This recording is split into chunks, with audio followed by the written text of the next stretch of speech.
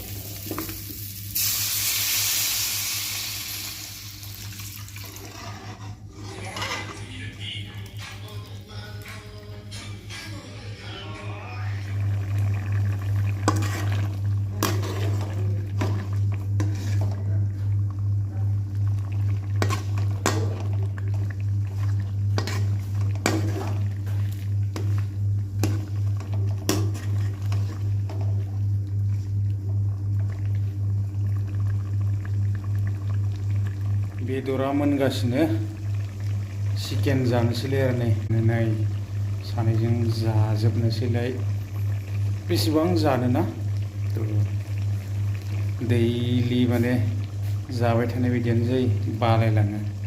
थ' मोनबाय बेदराबो जानोसै एसे ओंखाम माने रेडि जाजोब्बाय नै बाजार खालामबाय एसे दिनै आलु भेन्डि टमेट' बानलु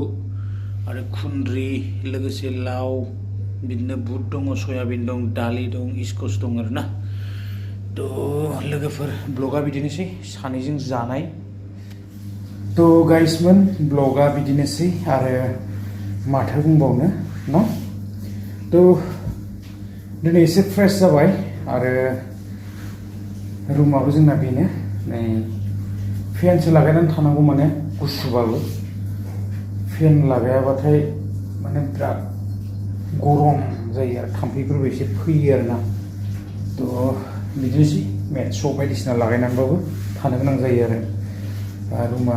गाज्रि नङा बिराद माने क्लिनानो साफा थानानै मोजां नाङो आरोना थ' दैनिबो प्रब्लेम गैया आरो बिदिनोसै जोंनिया माने रेडि खालामनानै लाजोबखाबाय नैबेनो प्लेटफोरा जोंना बेयावनो थायो आरो मस्ला मस्लियाबो बिराद दंसावखायो नै गासिबो थाजोबखायो आरोना थ' संनांगौ आरो जानांगौ गेस दंखायो थ' रेडि जाबाय जानोसै ओंखामाबो जाजोबखाबाय ओंख्रि थोंख्रि जाजोब्बाय आरोना थ' लोगोफोर लोगो मोनगोन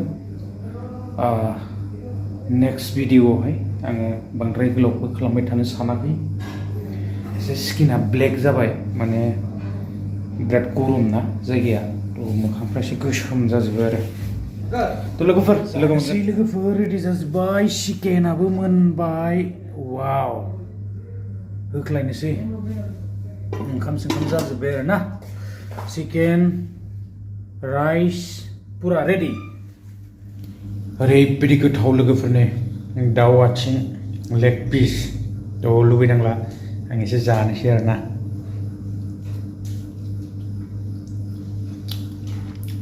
गोथाव जादों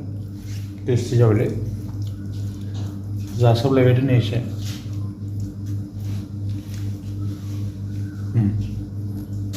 टेस्टि आरो ना लोगोफोर रेडि जाबाय जानोसै आरो आइटेमा बिदिनोसै चिकेन दं आरो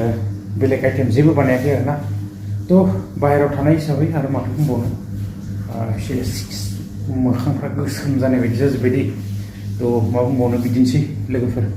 नेक्स्ट भिडिअ लोगो मोनगोन गोजोन्थों बाय